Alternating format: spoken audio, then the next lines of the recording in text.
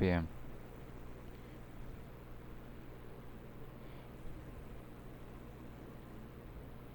Faride, Presente. gracias. Marbelis,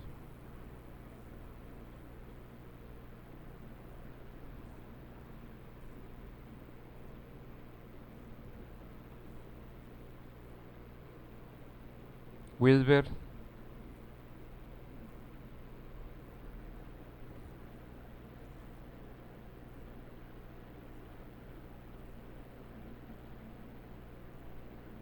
ok. Si están teniendo fallas, con su audio, pueden escribir en el chat.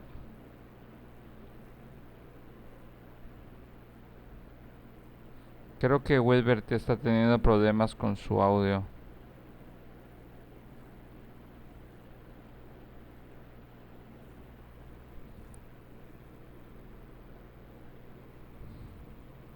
Muy bien. Juliet,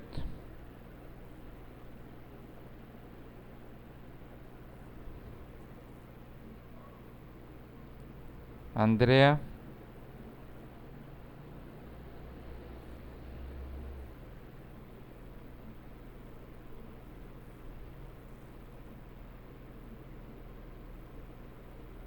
Jesús Emanuel, Richard, Presente. gracias. Valeria, Presente, maestro. gracias. Israel, Presente. gracias. Montserrat,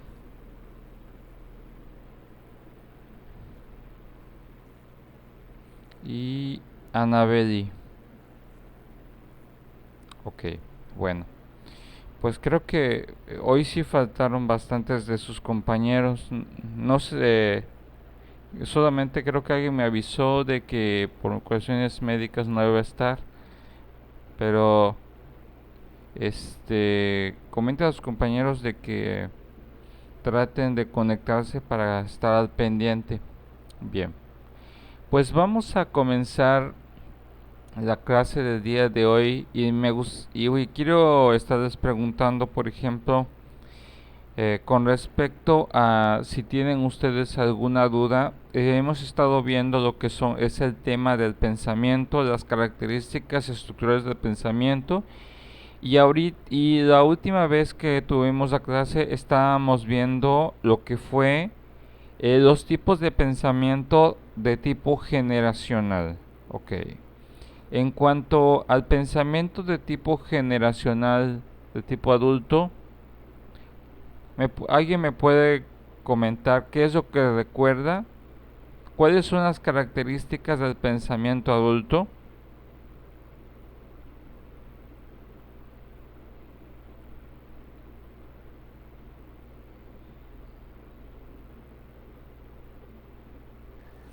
Maestro, usted estaba hablando de la parte de que madurar, el de que no importa la edad, Ujú. sino cómo vas adquiriendo las experiencias y en base a las experiencias vas como madurando.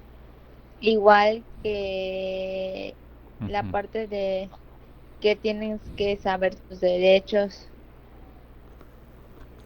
Ajá.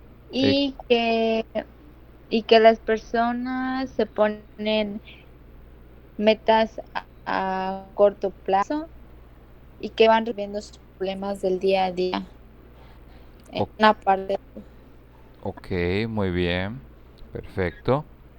Y en comparación con el pensamiento adulto, nosotros podemos tener lo que es el pensamiento, después estuvimos bien, también vimos lo que es el pensamiento adolescente.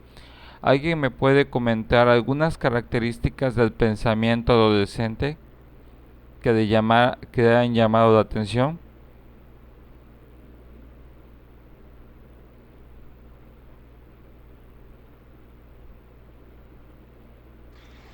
Maestro, usted había dicho que se dan cuenta de la realidad en esa etapa y que es importante que ellos discutan. O sea, que su pensamiento es más que nada crítico Ujú. y que las discusiones no son malas y que ayudan a crear su realidad. Ok. Sí, recordemos, efectivamente, recordemos muchas veces que había antiguamente, para los que la generación de los boomers, bueno, que actualmente así se les conoce, la generación de los boomers, normalmente el aspecto de el tipo de pensamiento que nosotros teníamos eh, en cuanto a la rebeldía o a la aparente rebeldía en cuando vino el despertar entre los años 70 más o menos, donde empezó a cuestionarse un poco más acerca de los aspectos de la realidad, la moralidad o los conceptos universales. Para la generación de los boomers tal vez era muy difícil considerar que pues empezaran a hacerse escuchar y tratar de buscar que los jóvenes, y en este caso los adolescentes, buscaran su propia voz, su propia opinión. Pero tenemos que entender que el pensamiento adolescente, cuando empieza a cuestionar, no es hasta que empezamos nosotros a analizar por qué hay la tendencia en el adolescente a cuestionar, que es una naturaleza totalmente pues normal, pero es una forma en la cual en este caso la persona o el joven puede acceder al conocimiento a través de la estrategia o la técnica para empezar a cuestionar su propia realidad, buscando asimilarlo a su propio nivel de comprensión y su propia capacidad de análisis. Eso es lo que estábamos comentando la vez pasada, ¿sí? Ojo, acá hay una situación que vamos a ver el día de hoy con respecto a una comparación que a veces es un poco difícil porque algunos tienen dificultades para poder diferenciar lo que es más que nada. Sabemos nosotros las características del pensamiento. Vamos a verlo. Quiero darles otro enfoque de este tipo de generacional. Lo que vimos en el pensamiento adulto, sabemos que normalmente estos son las expectativas normalmente en cuanto al pensamiento adulto que se tiene como sociedad occidentalizada, como sociedad desarrollada que nos han impuesto a nivel globalizado muchas de las potencias mundiales en cuanto a lo que se espera de un hombre y una mujer adulta son expectativas y en base a esas expectativas es que nosotros podemos hacer marcos de comparación, ¿sí?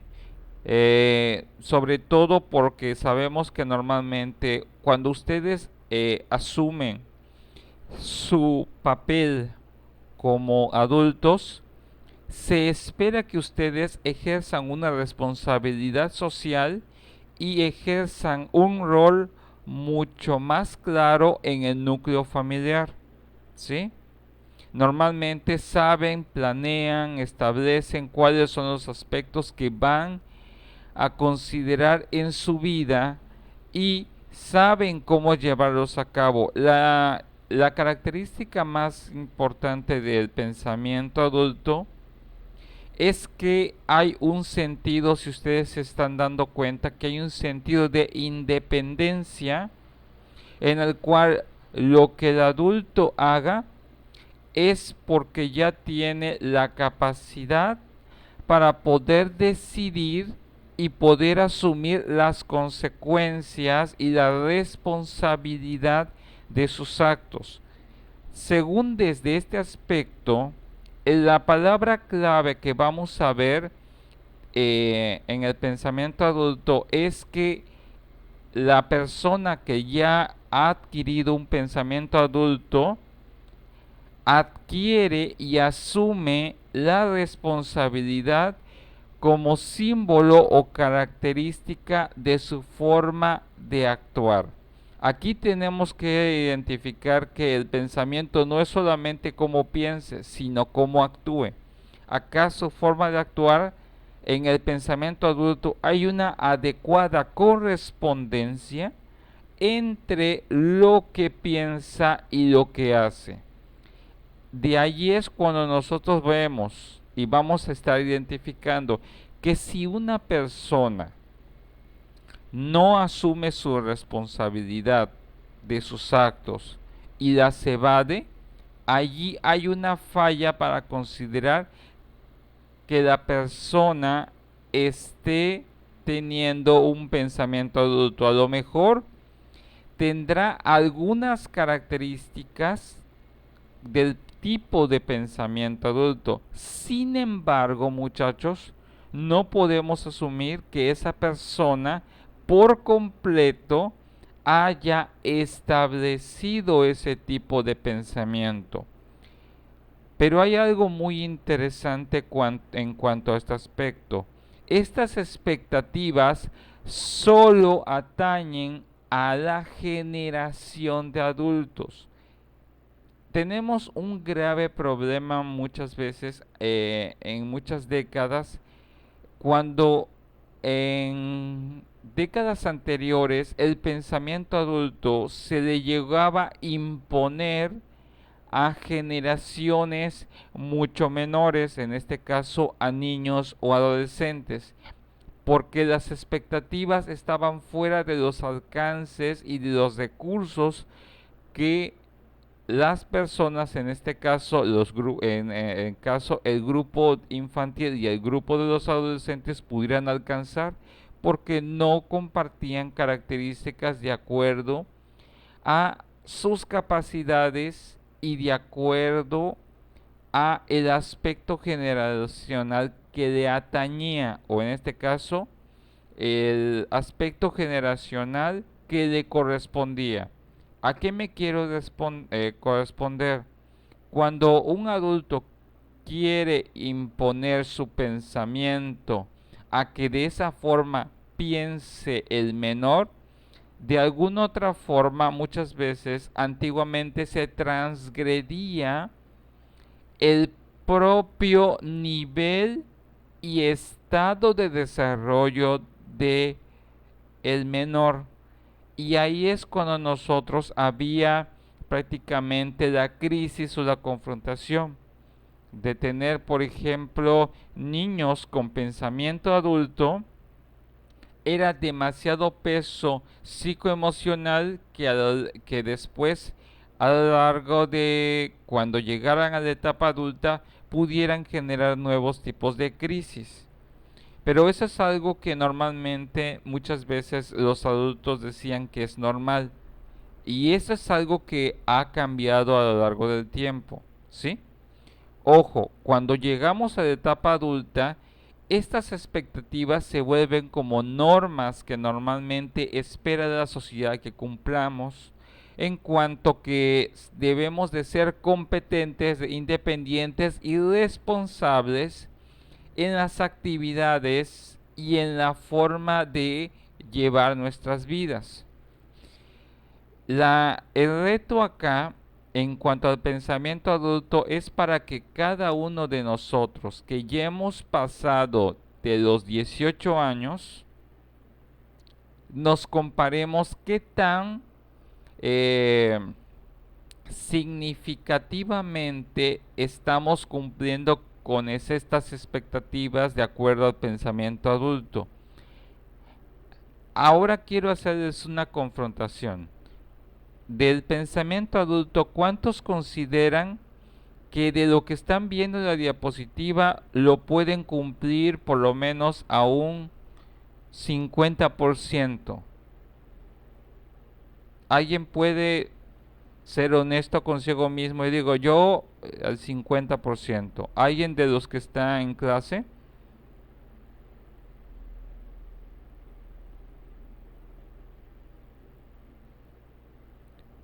¿O es mucho la expectativa para ustedes de lo que ven en cuanto a lo que ven en el pensamiento adulto? ¿Cómo se ven a ustedes mismos con respecto al pensamiento adulto, muchachos y muchachas? ¿Cómo se ven ustedes? Maestro, yo por mi parte siento que falta mucho para llegar a ese pensamiento. Ok, pero de lo que tú estás viendo, ¿tú qué consideras a un juicio autocrítico? ¿Qué consideras que ya estás pudiendo lograr? Por decir las metas que me puse.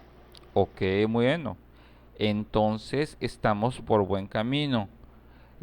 Lo crítico sería que, pues de lo que estamos viendo de los 5 puntos característicos del pensamiento adulto, pues no encontremos nosotros pues alguna correspondencia en cuanto a nuestras características de conducta y de personalidad, porque de ahí había un desajuste de acuerdo a lo esperado a la generación a la cual ya pertenecemos la mayoría de los que estamos en clase.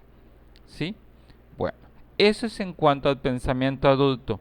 Quiero que ustedes lo vean, lo mediten, porque el pensamiento adulto como expectativa es algo al cual se va trabajando para que cada día que ustedes vayan creciendo, vayan valorando y vayan perfeccionando las partes en las cuales ustedes deben de aspirar.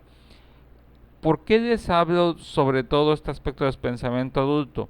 Porque al psicólogo se le espera o se le asigna que muchas veces nosotros seamos los adultos en muchos aspectos.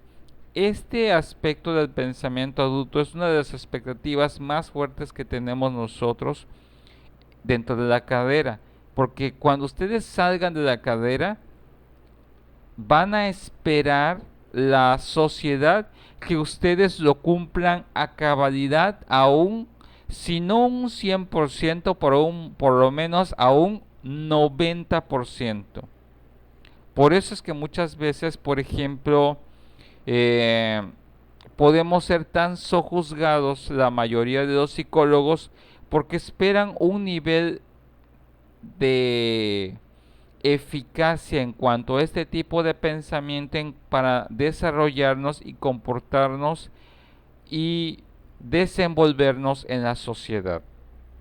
¿Sí? Llévense esto en cuenta. Bueno, eso es en cuanto al pensamiento adulto. ¿Ok? Ahora, en cuanto al pensamiento adolescente, es importante tener estos aspectos que normalmente siempre encuentran fallas en las figuras de autoridad. ¿Cuándo sucede esto? Y hay algo interesante.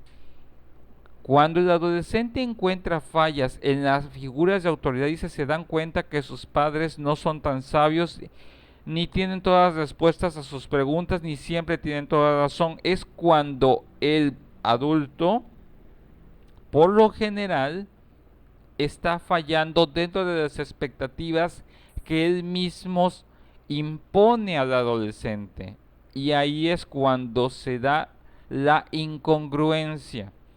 Recordemos que en el pensamiento adolescente el aspecto de la capacidad de cuestionar es la capacidad de poder valorar y comparar si lo que me está diciendo la persona corresponde con lo que está haciendo o cómo se está desenvolviendo. Por eso muchas veces podemos encontrar que si el adolescente, por lo general, ve que en el adulto sí hay una correspondencia e incongruencia entre lo que hace y lo que dice, es entonces este aspecto de encontrar fallas no las encontrará. Estos aspectos que ponemos en el pensamiento adolescente se dan de forma tradicionalmente siempre se da porque muchas veces los adultos que se dicen ser adultos no siempre tienen un pensamiento adulto esperado. Muchas veces porque yo conozco adolescentes que sus padres tienen un adecuado pensamiento adulto y sirven de sustento al adolescente tanto que se vuelven su modelo aspiracional a ser y muchas veces no se da esta situación de que encuentren fallas porque no hay una incongruencia. Si hay incongruencia, el adolescente lo va a notar por su capacidad de cuestionar. Su tendencia a discutir, que es la tendencia a poder analizar las cosas, recordemos que la discusión se utiliza como un modo de practicar nuevas habilidades para explorar los matices de un tema y presentar un caso desde distinto punto de vista. Esa es la herramienta más importante que tiene el adolescente para llegar de acuerdo a sus propios recursos a la realidad. Si hay indecisión, es normal que se presente la indecisión, ¿sí? Porque normalmente él encuentra que ya tiene la posibilidad de elegir, ¿sí? Y a veces siempre hay la duda de que si toma tal o cual decisión, si será acertada o no. Pero de alguna otra forma, conforme vaya creciendo y aceptando las realidades, podrá darse cuenta que no lo va a saber hasta que él se atreva a tomar esas decisiones o tome la decisión de enfrentarse a las situaciones por él. Sabemos que puede haber otras situaciones como una hipocresía aparente, donde no reconocen la diferencia entre un ideal y buscarlo. Y es aquí donde dice, deben de aprender que los valores no basta con pensarlos, sino deben vivirlos para lograr un cambio. El hecho entre que él crea que es honesto, él debe de alguna otra forma y de que lo que pide la sociedad, él debe también estar dispuesto a darlo. Y esta es la característica que nosotros tenemos que ayudarlo a salir de esa situación de que lo que él pida, él también esté dispuesto a darlo. Y que él esté consciente de qué tanto está dando de sí mismo o qué tanto hay esa congruencia para que pueda pasar del pensamiento adolescente a un pensamiento adulto. La autoestima al aspecto de la tendencia a sentirse observados y juzgados por los demás. Si tienen problemas para distinguir entre lo que les interesa a ellos y lo que les interesa a los demás, es por el hecho de que está saliendo del yo y está ingresando al aspecto de cómo poder encajar en los diferentes ámbitos sociales porque le interesa abrirse al mundo y de ahí es el aspecto de la autoestima que muchas veces o es alimentado o es atacado por el ámbito social en el cual se esté desenvolviendo. Pero de alguna otra forma, la manera en que salga de estas condiciones va a conllevar la posterior construcción de la autoestima que vamos a observar en adolescente. Si es hasta cierto punto inseguro, pero si es capaz de tomar la valentía de enfrentar las cosas y aprender a soportar ser observado y juzgado y aprender a sobrellevar esta prueba o este continuo escrutinio, sabrá cómo aprender a abrirse al mundo y más adelante desarrollarse como un adulto. Y otro de los aspectos interesantes del pensamiento adolescente es que el aspecto de centrarse en sí mismos, recordemos que el centrarse en sí mismos es que creen que ellos son especiales solo si su autoestima está sobrealimentada. Porque también hay muchos adolescentes que no siempre se centran en sí mismos. Los que se centran en sí mismos es porque buscan un lugar en el cual resaltar ante la necesidad de buscar un lugar, un rol importante en el cual ya no sean el amigo de alguien, el hermano de alguien, el estudiante de alguien, el hijo de alguien, sino que sean reconocidos por ellos. Por eso es importante esta característica en cuanto a su pensamiento adolescente. Necesitan, en cuanto al pensamiento adolescente, al centrarse en sí mismos, ser valorados por ellos, no por las personas con las que están relacionados o por las circunstancias. Es en donde se busca lo que es, en cuanto al pensamiento adolescente, el valor del ser más que el valor del hacer. Aquí lo interesante al centrarse en sí mismos, lo que están buscando al creer que son especiales es porque hay una autovaloración.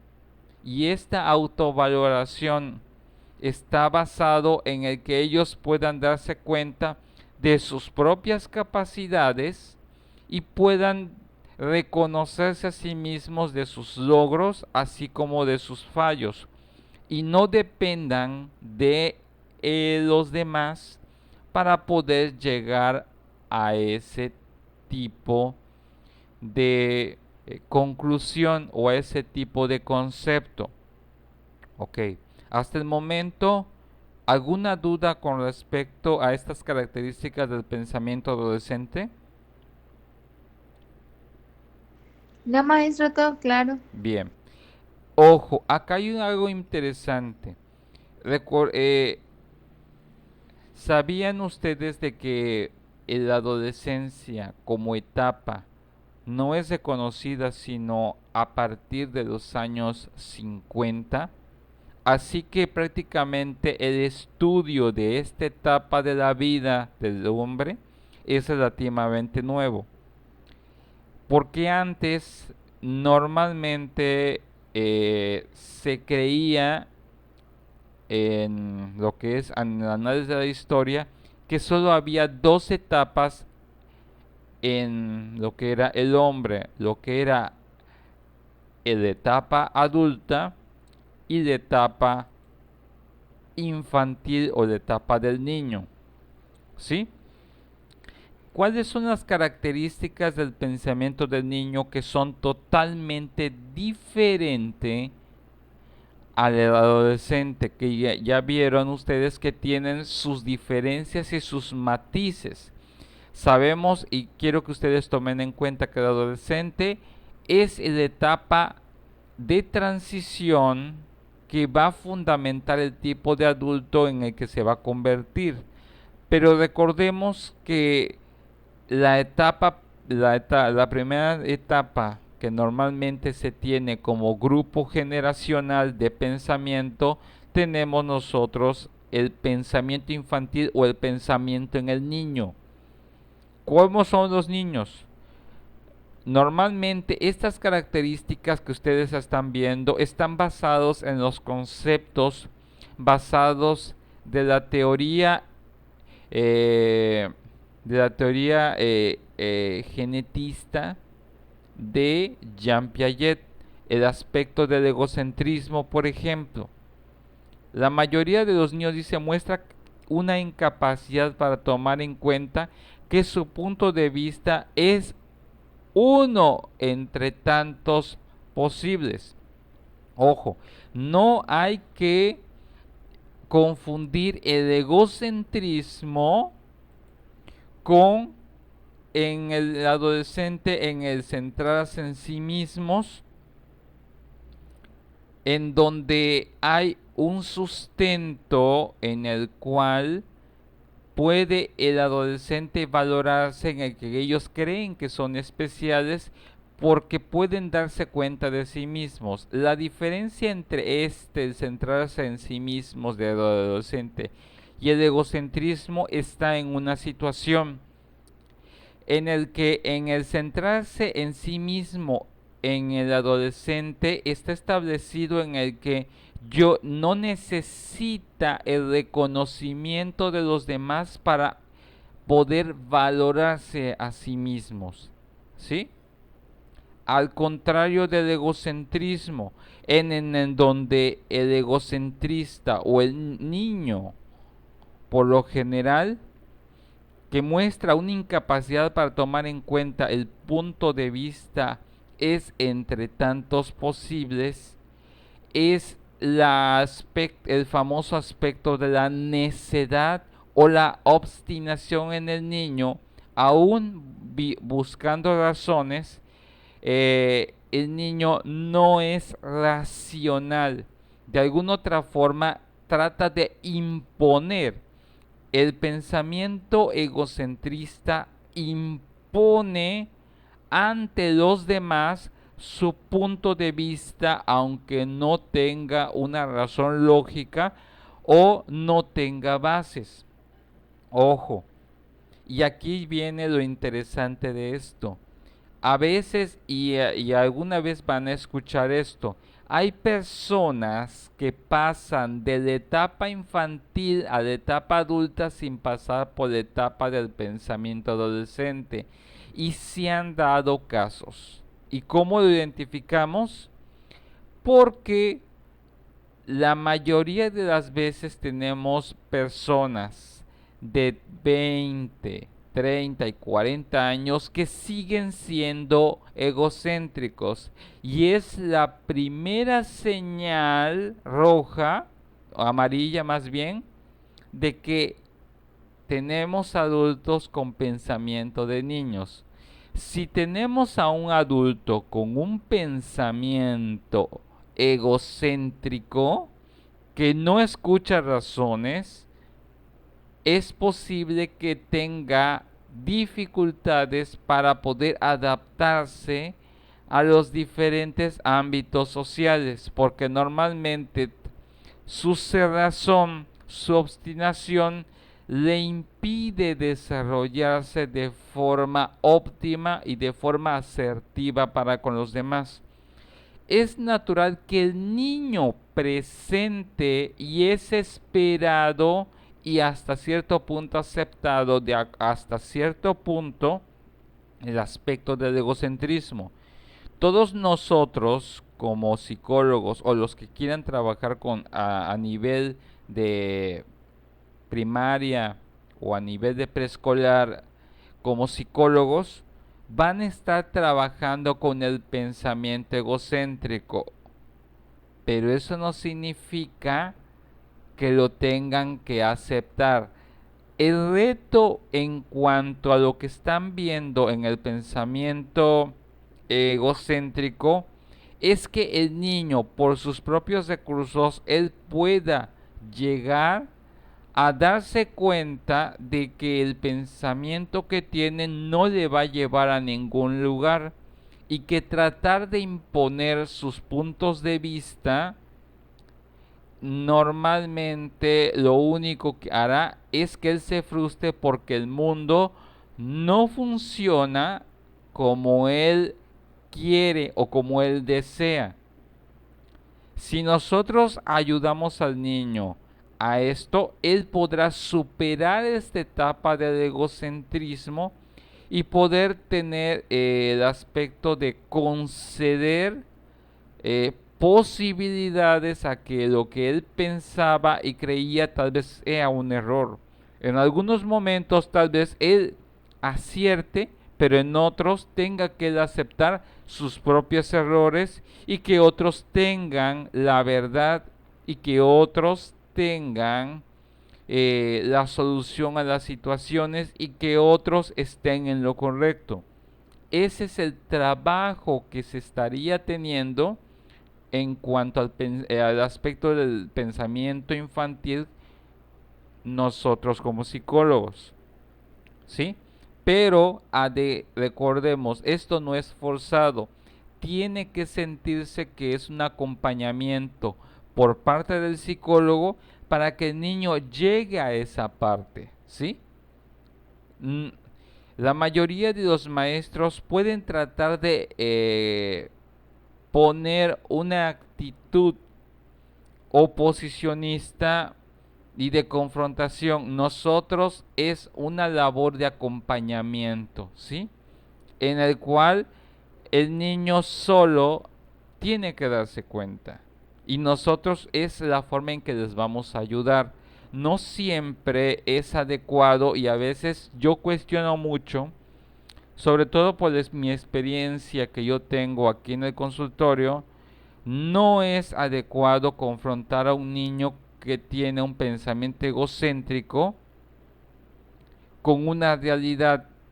Lo más adecuado es ayudarlo a que él pueda adquirir el proceso de darse cuenta de las cosas en base a sus propios recursos y sus propias características, para que él pueda con su propio tipo de pensamiento, él darse cuenta y que él crea que se dio cuenta por él y estamos ayudando a que el niño pueda tener un cambio de conducta e incluso de actitud hacia los demás.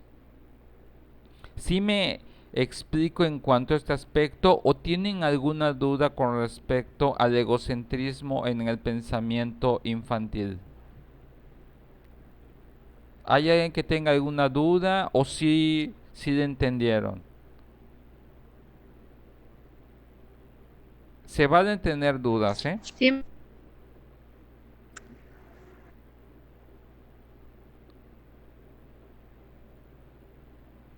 ¿Todo claro? Sí se entendió, maestro. maestro. Sí, alguien Entonces, ¿sí escucho? entonces en esa parte del egocentrismo, tú no le puedes decir al niño que está mal, sino el niño se tiene que dar cuenta que está mal, ¿no? Tienes que ayudarlo a que él se dé cuenta. Es la forma más fácil. ¿Cómo ayudas a que un necio o una persona, en este caso un niño obstinado, se dé cuenta? Cuando de alguna otra forma tú le presentas la situación para que él mismo la valore. Tú no le estás juzgando. Recuerden que en el pensamiento egocéntrico el niño siente como un mecanismo de defensa juzgar a todos y siente que él está bien y todos están mal. Entonces, tú le planteas la misma situación que él está haciendo y si lo puedes plantear, por ejemplo, como en tercera persona, oye, fíjate que Juanito hace esto, esto, esto, esto. ¿Tú ves bien lo que hace Juanito? Obviamente ese Juanito, estamos hablando de él y de alguna otra forma, si tiene un aspecto y ya tiene construido aspectos de moralidad, diferencia entre lo bueno y lo malo, él va a decir, no, pues Juanito debería hacer esto, debería hacer el otro, ok. Y ya después, ya lo llevas, bueno, y lo que tú estás haciendo no se parece a lo que está Juanito. Y es cuando de repente, ¡pum!, él mismo como que se llega a cuestionar a sí mismo y el impacto ya no es porque el adulto se lo dijo, sino porque tú lo llevaste de la mano para que él se vea en un espejo y él pueda ser su propio juez. Y dices, y es cuando muchas veces se da el cambio. ¿Sí me explico?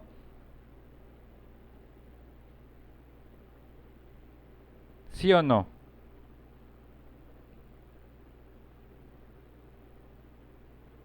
¿Cómo lo ven, muchachos? Sí, maestro, quedó claro. Ok, bien. Bueno, ese es el primer aspecto con lo que trabajamos. Después tenemos en el pensamiento infantil, tenemos el aspecto de la centración, que es la tendencia a concentrar su atención en un detalle llamativo de un hecho determinado y su incapacidad de fijar atención en otros aspectos. Ojo, esto es natural en los niños porque todavía no tienen algunas veces la capacidad de poder diversificar su capacidad de atención, ¿sí? Por eso muchas veces hay que ser pacientes con los niños, porque muchas veces, por ejemplo, cuando ellos están viendo algo de la realidad, ellos necesitan primero asimilar un aspecto antes de ver otro, ¿sí? Por eso a veces hay que ser pacientes con ellos y no podemos imponer a ellos presión para que estén a nuestro mismo nivel. Por eso es importante acá, ¿cuál es la palabra clave en la cual vamos a estar trabajando con el pensamiento infantil? Es un proceso de acompañamiento para el desarrollo de las capacidades, ¿sí? Y a veces hay que respetar sus propias limitaciones, en el cual hay aspectos en los cuales el niño solo se va a fijar en un aspecto particular. Perfecto. Si el niño tiene esta capacidad de centración, lo que vamos a hacer en este caso es que lo describa, lo analice ese aspecto lo más posible. Una vez que pueda hacerlo, ya nos vamos a otro aspecto. eh, Se los voy a poner así. ¿Y cómo hacemos esto? Si el niño está, por ejemplo, por eso está estructurado de esta forma.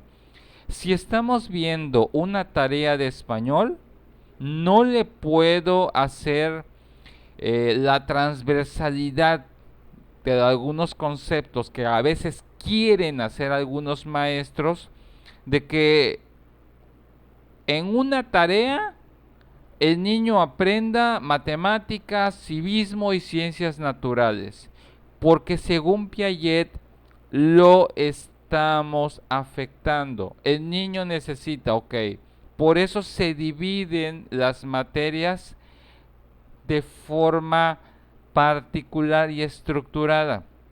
Cuando vaya a ver algún aspecto de español, solo aspectos de español puede ver, porque necesita analizar ese aspecto o ese contenido solo de español. Porque si tú intentas, o si intenta el maestro, que este niño de esa misma tarea de español saque algún contenido o algún aprendizaje de matemáticas, puede ser de que la información o el contenido que esté trabajando sea muy pobre. ¿Por qué? Porque no terminó analizarlo desde un aspecto y quieres que lo vea desde otro. Todavía no tiene la capacidad el niño, ya sea el de preescolar o el de operaciones concretas, para poder hacerlo. Puede ser que cuando ya esté, la diferencia que lo vamos a tener, que sí tiene esta capacidad, es el adolescente. El adolescente puede tener esta capacidad porque ya hay un desarrollo para poder ver un aspecto de diferentes enfoques, pero el niño no. Si tú le dices al niño que el ser sincero es ser sincero de esta forma, él así lo va a entender, ¿sí? Él no va a entender la sinceridad relativa de acuerdo a la situación. Él lo va a entender de acuerdo a cómo tú se lo estás presentando. ¿Sí? Así va esta situación y hay que entender y hay que explicarles muchas veces a los maestros que no pueden alterar ni esperar que el niño vea, porque no todos los niños funcionan de la misma forma. Hay niños que son muy precoces y sí lo pueden hacer, pero otros no. Otros necesitan primero ver una cosa y después otra. Primero terminar de analizar un concepto, entenderlo antes de verlo desde otro punto de vista. ¿Sí? Es paso a paso. Es el aspecto de la centración que trabajamos muchas veces. Pero que ese punto de atención que tiene lo analice al 100%, que no se le escape ningún detalle de ese contenido y una vez, ya dominaste esto, bueno, ahora vamos a pasar a otro aspecto y se va parte por parte. Se lo voy a poner en un ejemplo más claro. No puedo pedirle al niño que me escriba un poema si todavía no sabe diferenciar una palabra esdrújula de una palabra aguda. ¿Sí? Si el niño no sabe diferenciar cómo se escribe una palabra de otra, primero vamos a los aspectos básicos que el niño entienda antes de meterle un concepto en el cual ya suponemos que el niño ya puede dominar y no tengamos que volver a regresar. ¿Sí? No puedo estarle metiendo estilos literarios, no puedo estarle metiendo, por ejemplo, estilos de pronunciación, no puedo estilos de escritura, caligrafía, todo en un solo paquete, porque el niño no va a poder. Si el niño le estás enseñando caligrafía, que domine primero la caligrafía, después la gramática, después la ortografía y después los estilos literarios. Así es como funcionan los niños. Y a veces hay que explicárselos a los maestros, porque muchas veces hacen que los niños se frustren por tantas cosas que los maestros quieren que los niños hagan y tienen que respetar el ritmo de acuerdo a su nivel de centración que tenga el propio menor. Ahora, en el aspecto de la reversibilidad dice esa incapacidad de recorrer un camino cognitivo, esto es, que no puede seguir una serie de razonamientos o transformaciones de un objeto o situación. La situación de la reversibilidad es que muchas veces vamos a encontrar en el aspecto de reversibilidad que muchas veces el niño encuentra un aspecto lógico de qué sigue después, pero muchas veces no siempre todos los niños encuentran por qué sucedió. Esta capacidad de, bueno, ¿por qué sucedió esto? No todos lo tienen. Y a veces hay que explicarle para poder trabajar el aspecto de la reversibilidad en el niño y decir, bueno, esto que pasó, pasó porque hiciste esto, esto. Hay niños que sí lo pueden hacer, pero hay otros que no. Y a veces hay que ayudar y acompañar a los niños en ese aspecto, de que no todos los niños tienen esta capacidad de poder explicar por qué les pasó algo o por qué les salió algo mal. ¿Sí? O la mayoría de las veces ellos entienden de que si hacen algo, va a tener una consecuencia. Pero el aspecto de que ellos vean la consecuencia y vean que lo causó, algunos niños necesitan el apoyo del adulto para que se le explique y vea en qué parte del proceso hubo la falla. Y ahí es en donde se da el acompañamiento para que los niños puedan comprender. Aquí el aspecto interesante de la reversibilidad es el proceso de la comprensión causa-efecto y efecto-causa que tiene que trabajarse en ellos para que ellos lo puedan comprender. Una vez comprendido este aspecto, ellos solos pueden empezar a tomar decisiones y poder anticipar los pros y contras de sus decisiones que ellos vayan a tomar en sus contextos sociales, educativos o sociales. Ok. Otro de los aspectos interesantes en cuanto al pensamiento en el niño es el famoso sincretismo. Dice, tienden de un modo espontáneo a tener una percepción global y encuentran relación o semejanzas entre objetos y sucesos. Actúan más por intuición que por conocimiento. Es como cuando en el aspecto del sincretismo encuentran, pues esto se parece a esto. Encuentran de algún otro aspecto relaciones de cosas, sonidos, y es una forma, el sincretismo es una forma de ligar aspectos de la realidad, pero más que nada de poder ligar conceptos de la realidad con conceptos ya asimilados en el niño, ¿sí? Lo interesante de esto es que esta percepción global y la relación o semejanzas con objetos y sucesos es lo que el niño le ayuda a entender cómo es que funciona el mundo, cómo es que funciona su comunidad, cómo es que funciona, por ejemplo, su país y entender cómo funciona, por ejemplo, su cultura, ¿sí? Lo interesante acá es que este aspecto de que actúan más por intuición está en el aspecto de que el niño empieza a decir, pues yo creo que va más por aquí que por acá. ¿Por qué se dice que actúan más por intuición que por conocimiento? Muchas veces porque los niños, conforme van avanzando o conforme se van relacionando con el mundo, van interpretando qué es lo que pasa en el mundo de acuerdo a sus propios recursos. Y es natural que a veces los niños puedan confundirse en ciertos aspectos y ellos puedan...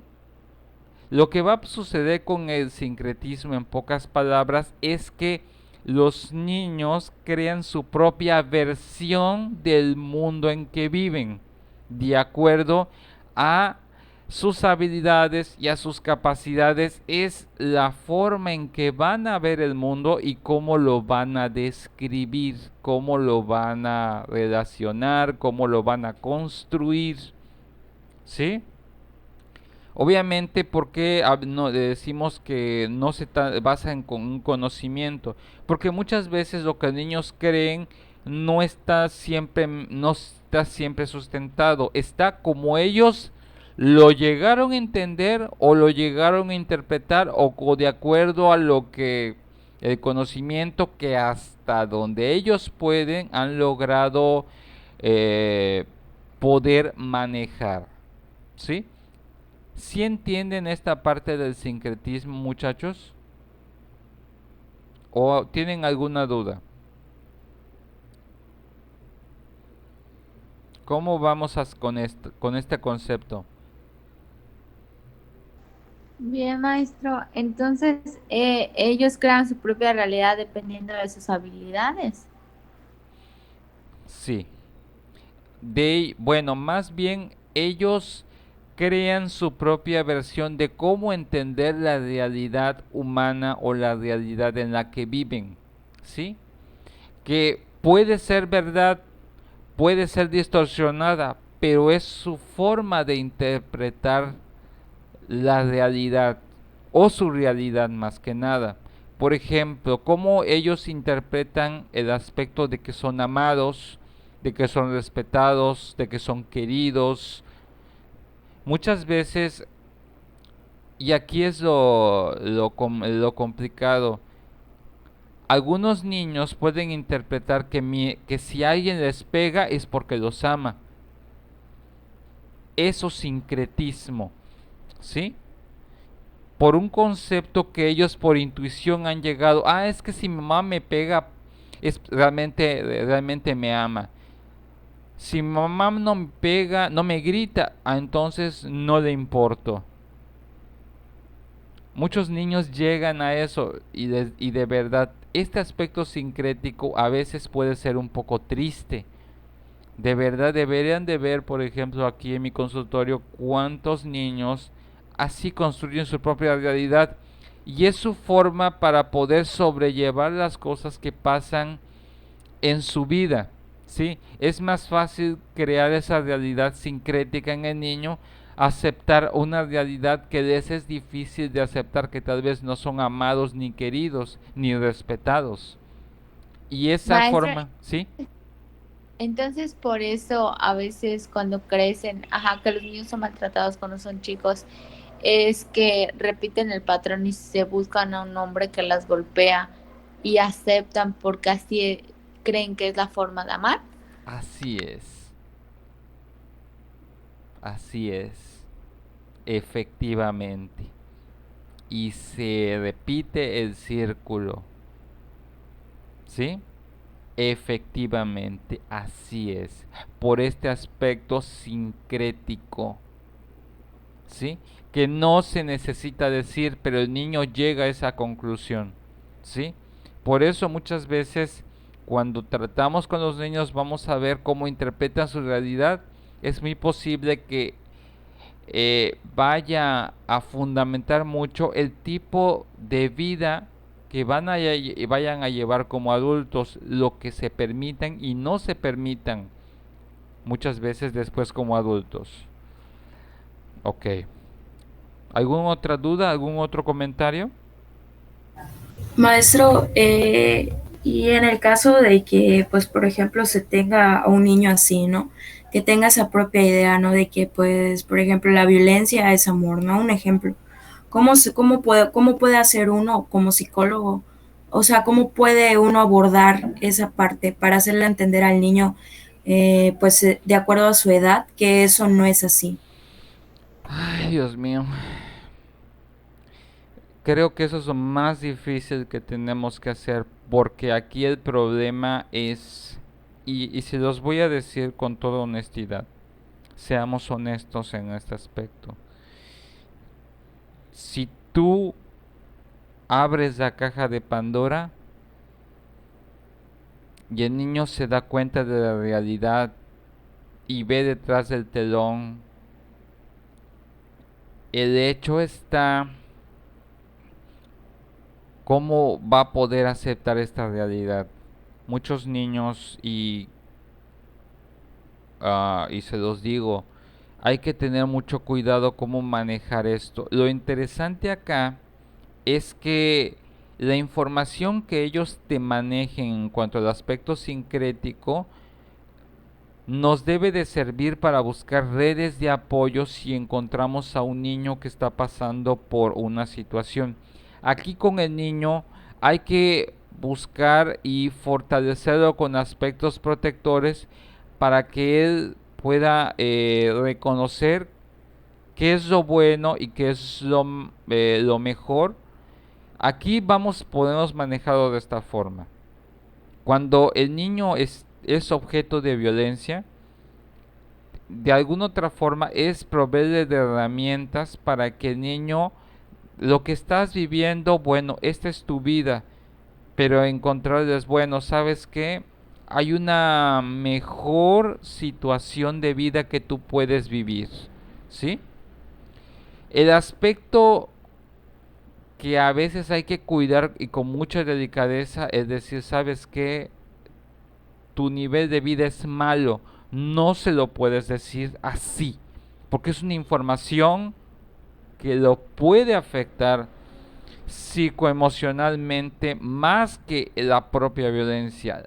A veces la cognición y la percepción de la realidad de que alguien que supuestamente debe estarlo protegiendo, mimando y llenando de aspectos positivos y no lo está haciendo, puede ser un aspecto de que él se sienta mal, traicionado e impotente.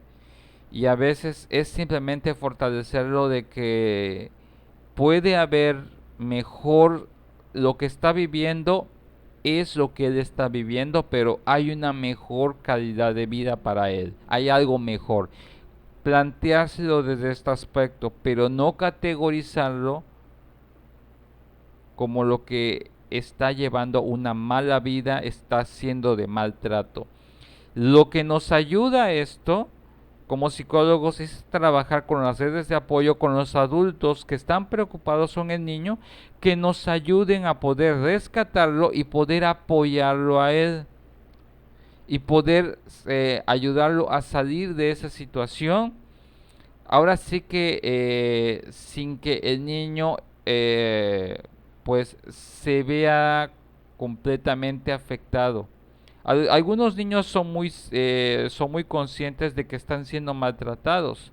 La situación es que una vez que tú si el niño interpreta la realidad como es y llega a esa realidad por intuición, pues ahora hay que buscar redes de apoyo para apoyar a ese niño, ese aspecto, un maestro, una abuelita, un tío o quien sea, que pueda ayudar a ese niño a sacarlo de esa situación y evitar que en un futuro pues vuelva a presentarse esa situación ante tal o cuales personas. ¿Sí me explico? Pero hay que manejar la información con mucha delicadeza porque hay algunos niños que no están psicoemocionalmente preparados para que tú le reveles la realidad y le digas, ¿sabes qué? Están abusando de ti, te están maltratando, te están violentando. Hay algunos niños que prefieren decir, no, mami, así mi mamá me quiere. Y decirle, bueno, creo que hay mejores formas para que la gente también te pueda querer de esta forma. Es presentarle un panorama mejor. Es presentarle una presentación mejor. ¿Sí? Eh, por eso todos estos se tienen que manejar. Ojo, obviamente la realidad si se la planteas a la red de apoyo del niño, de las personas que sí se preocupan por él, para apoyarlo. Porque recordemos que es un niño y como menor hay cosas bajo las cuales siempre va a depender de otro adulto. No le puedes decir ciertas cosas, pero sí puedes manejarles algunos aspectos para que el niño se autoproteja y aspire a un mejor nivel de relación. ¿Sí me expliqué en este aspecto? ¿Sí Sí, o no? maestro. Ok, Sí, sí, maestro. perfecto. ¿Hay alguna otra duda que tengan, muchachos? Si no, para pasar a la justa posición.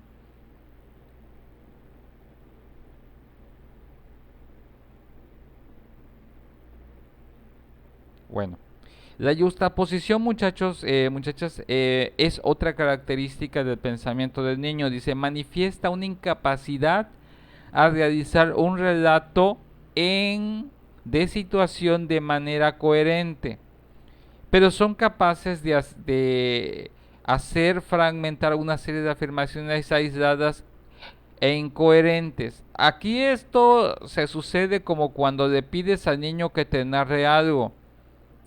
Esta juxtaposición que parece como un collage de cosas que él te cuenta, lo interesante acá que vas a tener en cuenta y lo ves más que nada en los niños pequeños en la juxtaposición, es porque lo que te cuentan es lo que fue más significativo para él, ¿sí? O a lo mejor no tenga una secuencia lógica y se salte y haya huecos en su historia, pero esos huecos en su historia no significa que el niño tenga problemas de memoria.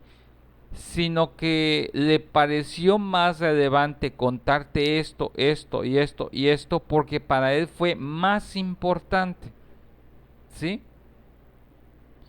Esta situación de poder hacer fragmentar una serie de afirmaciones aisladas e incoherentes es porque para él son importantes, ¿sí? Eh, y lo interesante acá es porque lo que él te cuenta, ojo, cuando trabajemos con un niño que en su relato o en su forma de hacer las cosas hay mucha juxtaposición o como una especie de collage, no nos observemos en los huecos o las incoherencias aparentes. Nos centramos nosotros en los aspectos significativos que nos provee para ver, ah, bueno, para él fue importante esto, para él fue significativo esto. Y en base a eso trabajamos con él. ¿En qué nos puede servir la situación y la justaposición? Para poder identificar qué aspectos el niño eh, le es más fácil trabajar, en qué tema le es más fácil trabajar y en qué otros que no pudo resolver, poder fortalecerlo para que también los maneje. Por ejemplo, como cuando le preguntas a un niño sobre cómo le fue en la escuela y a lo mejor te platica de una u otra materia, pero te evita platicar, por ejemplo, aspectos esenciales tal vez de matemáticas, porque para él no o no los comprendió o no fueron significativos, ¿sí? La manera de poder identificar es cómo poder trabajar, ¿ok? Cómo poder trabajar con lo que nos está dando para ver, bueno, ¿y por qué fue? El aspecto de la juxtaposición que tienen los niños es profundizar. Siempre el aspecto es profundizar. Lo que el niño te dé, trata de que él profundice. Normalmente en la juxtaposición los niños son muy superficiales, pero cuando te centras en algo que él te dijo, buscas profundizar más y más. Y muchas veces esta es la forma en que a veces tú puedes hacer que el mismo niño pueda analizar mejor las cosas y no simplemente repita como el lorito. Esta capacidad que nosotros tengamos por la circunstancia de justa posición es lo que hace que el acompañamiento a nivel psicoeducativo sea más exitoso, porque hacemos que el niño deje de repetir como lorito y logremos una mayor comprensión verbal, una mayor comprensión lógica o matemática, una mayor comprensión lectora de lo que está haciendo en el aula o de lo que está haciendo en su ámbito educativo, ¿sí? Siempre es la forma. Ahora sí que como nuestro material prima de trabajo es lo que el niño ha podido rescatar. Bueno, ¿tú qué aprendiste de matemáticas esta semana? Ah, pues aprendí esto. Trabajas con lo que el niño pudo aprender y tratas de que él llegue a profundizar. ¿Y cómo puede profundizar sobre eso que él ya manejó?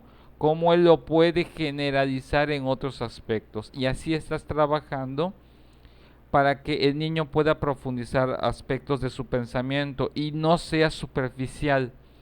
Lo peligroso es que si nosotros dejamos al niño con esos conceptos superficiales, no estamos asegurando que el niño pueda comprender por completo el concepto o las circunstancias que está viviendo. Necesitamos que él las profundice para que él las pueda vivenciar aún más y él las pueda aprender desde todos los aspectos, que no se vea un concepto plano de lo que él aprendió, sino que sea desde una perspectiva tridimensional y él pueda decir, Ah, no, ya aprendí matemáticas, pero las matemáticas también, eso me va a servir para el momento cuando vaya a jugar esto, cuando vaya a hacer esto, cuando vaya a hacer el otro. Y entonces se vuelve tridimensional el concepto. Y ya puede relacionar y ya puede encontrar más lógica la siguiente vez y ya sus relatos se vuelven más coherentes porque ya puede manejar otros conceptos. ¿Alguna duda con respecto a la yuxtaposición?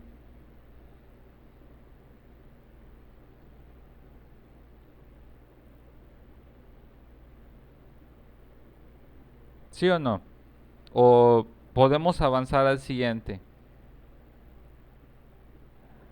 Todo claro, maestro. Perfecto. Bueno, hasta aquí llegamos con lo que es el pensamiento generacional. Recuerden, estas características generacionales son lo que por lo general vamos a estar encontrando. Ahora, pasamos a la parte de los tipos de pensamiento, por ejemplo, como lo que es el pensamiento deductivo. Este tipo de pensamientos que vamos a ver son los tipos de pensamiento de tipo cognoscitivos. Un pensamiento deductivo dice va de lo general a lo particular, dice es una forma de razonamiento de la que se desprende una conclusión a partir de varias premisas. Es por ejemplo, ¿cómo sabemos que estamos teniendo un pensamiento deductivo? Sabemos y entendemos cómo se dan o cómo se da un proceso por completo, ¿sí? De alguna otra forma, por ejemplo, voy a explicar de esta forma. Un pensamiento deductivo nos lleva a que yo puedo ver un sándwich, yo lo puedo ver y mi pensamiento deductivo, ¿cómo lo puedo activar? Con algo tan sencillo, y esta es la forma más sencilla que encuentro para explicarlo. Tú ves el sándwich, tú ves la torta, como ustedes lo quieran ver, una torta cubana que tiene un montón de cosas, ¿ok? Tú la ves. Y yo te pregunto, para activar tu pensamiento deductivo, ¿ok? ¿Cómo se hace una torta cubana? Entonces, tu pensamiento deductivo lo que va a hacer es esto. Ah, ok. Bueno, primero tengo que tomar un bolillo grande, lo tengo que partir a la mitad, le tengo que poner mayonesa, le tengo que poner después, por ejemplo, mantequilla del otro lado, tengo que cortar un tomate, tengo que ponerle, freír, unas ricas, es unas ricas tiras de tocino, unas remadas de jamón, un queso, después le pongo lechuga, después le pongo tomate, ya reciente cortado, primero pongo esto, pongo el otro y al fin tengo mi famosa torta cubana, ¿ok? Lo que hiciste en ese momento es que de lo que tú vistes del objeto final, tú pudiste deducir cómo es que se hizo esa torta cubana. Ese proceso deductivo es en donde sacas los diferentes esquemas, sus diferentes premisas o las diferentes partes que están conformando el todo que tú estás observando. Lo interesante de esto es que en un pensamiento deductivo partimos de un proceso analítico en el cual tienes un todo y lo que vas a hacer es analizarlo, vas a descomponerlo en partes para poder decir, ah bueno, entonces de allí es que se da para poder formarse este tipo de torta o este tipo de alimento. Sí, así y este aspecto lo generalizamos en todos los demás aspectos del conocimiento. Por ejemplo, tú ves una silla y tú dices, bueno, ¿cómo es que se hizo la silla? Primero se tuvo que cortar esto, shalala, shalala. Esas premisas o las partes o los pasos para hacer algo es el proceso de análisis que ejerces a partir de el todo o el objeto ya formado al momento de analizarlo. Tienes el hecho y lo que haces es un proceso reversivo para encontrar, bueno, primero se tuvo que hacer esto, se tuvo que hacer el otro, para que pueda conformarse el objeto o el aspecto que yo estoy estudiando. En un aspecto deductivo, primero tengo el producto ya terminado o el todo y después se hace el proceso de análisis para decir de forma deductiva, ah bueno, primero se hizo esto, para que se forme esto que yo estoy viendo. ¿Si entendieron o en qué consiste el pensamiento deductivo? Es importante porque ya estamos viendo partes de los tipos de pensamiento. ¿Sí entendieron?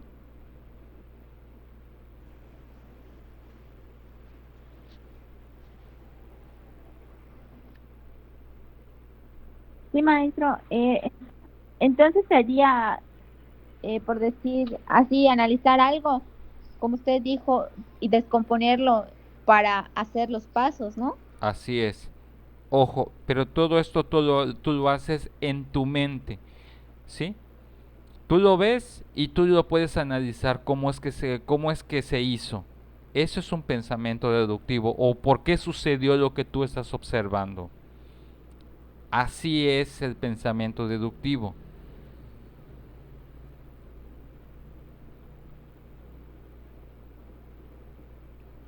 Eh, ¿Los demás cómo quedaron? ¿Sí entendieron? Sí, profe. Ok.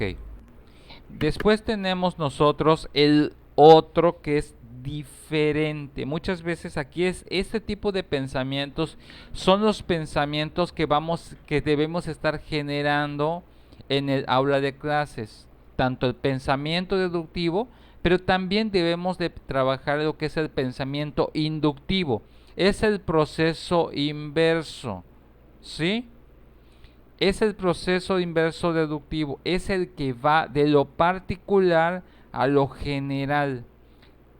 La base es la figuración de que si algo es cierto en algunas ocasiones lo será en otras cosas similares, aunque no se puedan observar. Es el aspecto de la generalización. Este aspecto del pensamiento deductivo es, por ejemplo, y se los voy a poner en un ejemplo muy claro de pensamiento inductivo. Si tu novio te engañó con una y te pidió perdón regalándote flores, la siguiente vez que esté muy acaramelado con su celular y no te lo muestre y que hayas dicho, la vez pasada me engañó y estaba haciendo lo mismo. Estaba muy acaramelado con su celular y no me lo quería mostrar y demostré que me estaba después engañando y me pidió perdón y me regaló flores. Entonces, si ahorita está acaramelado otra vez con celular, de seguro me está engañando. Así es como se realiza un pensamiento inductivo. No tienes la base, pero lo único que haces es como unir las partes y en base a una dices tú, ah, por aquí va. Porque lo interesante de acá es el proceso de la figuración, ¿sí? De que normalmente, por ejemplo, no tienes la certeza de que realmente lo esté haciendo, no tienes evidencias, pero una experiencia previa en el cual correspondiste a una realidad o a una verdad, lo puedes generalizar en circunstancias parecidas y entonces puedes decir, me está engañando de nuevo. ¿Ok? Y esto es algo muy común que podemos hacer nosotros Y esto puede ser generalizado a otros tipos de aspectos. Por ejemplo, si yo vi que tal persona, por ejemplo, es pudo reparar esto con, no sé, con, con una herramienta, ¿esta herramienta me podrá servir para reparar otra cosa también? Ahí estoy estableciendo otro tipo de pensamiento inductivo, en el cual este proceso de generalización me dice, bueno, si esto sirve para reparar esto, esto por sus características me puede ayudar a reparar otra cosa diferente. Y de allí entendemos nosotros el proceso del pensamiento inductivo. ¿Cómo lo ven hasta el momento, muchachos?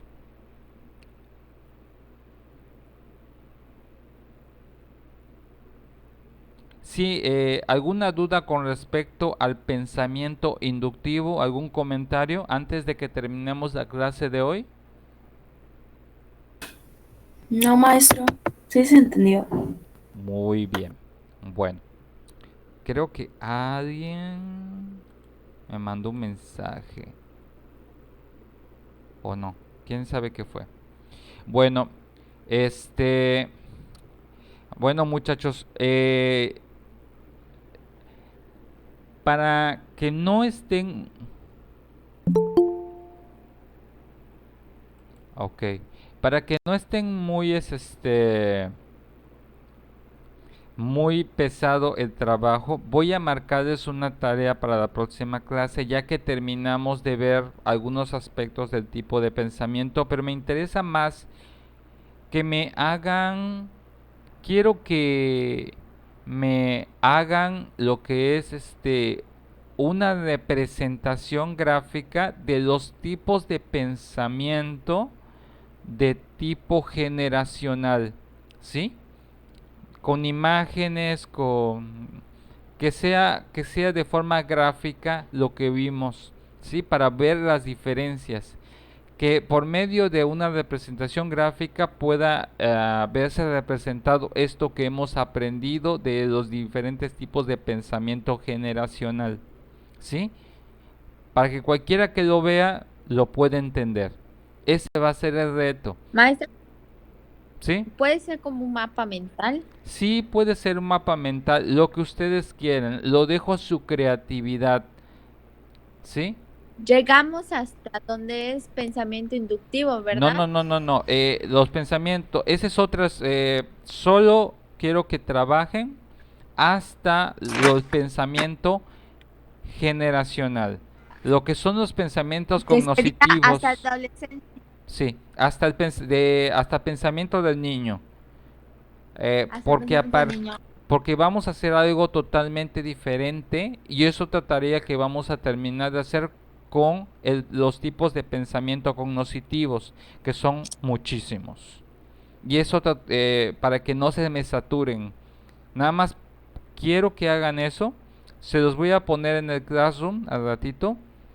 Pero vayan pensando qué hacer para que puedan verse esa representación de las diferencias entre los tipos de pensamiento. No sé si quieran hacer 3 tipos de mapas mentales, lo que ustedes quieran hacer, pero tiene que ser una representación gráfica en el cual se pueda ver evidenciado los 3 tipos de lo que hemos visto y lo que hemos visto de pensamientos, los tipos de pensamiento generacional, ¿sí? Porque vamos a hacer algo totalmente diferente cuando terminemos de ver el tema la próxima clase de los pensamientos de tipo cognitivos, que es a partir del deductivo en adelante. ¿Sí me expliqué? Sí, maestro. Ok. Bueno, de todas formas, en un ratito ya les subo la tarea para que ustedes lo puedan ir checando en el Classroom y ya les iré comentando después cómo les fue. ¿Sale? ¿Alguna otra duda, algún otro comentario antes de que terminemos la clase de hoy? No, maestro, todo claro. Excelente. Bueno, muchachos, traten de decir a sus compañeros de que se conecten y traten la mayoría de los varones de participar, porque las muchachas son las únicas que se llevaron participación el día de hoy y la mayoría de las clases ahí van. Recuerden de que si no tienen participación, eso no les pueda estar ayudando para su calificación. También quiero escucharlos y ver si están vivos y no son bots los que están conectados en mi clase. No hagan que la próxima clase todos chemosos los haga y los obligue a activar sus cámaras. Si veo que no participan, muchachos, hago que activen sus cámaras y al que no tenga su cámara activada, los saco de la clase. Por lo menos quiero escuchar su voz que están participando.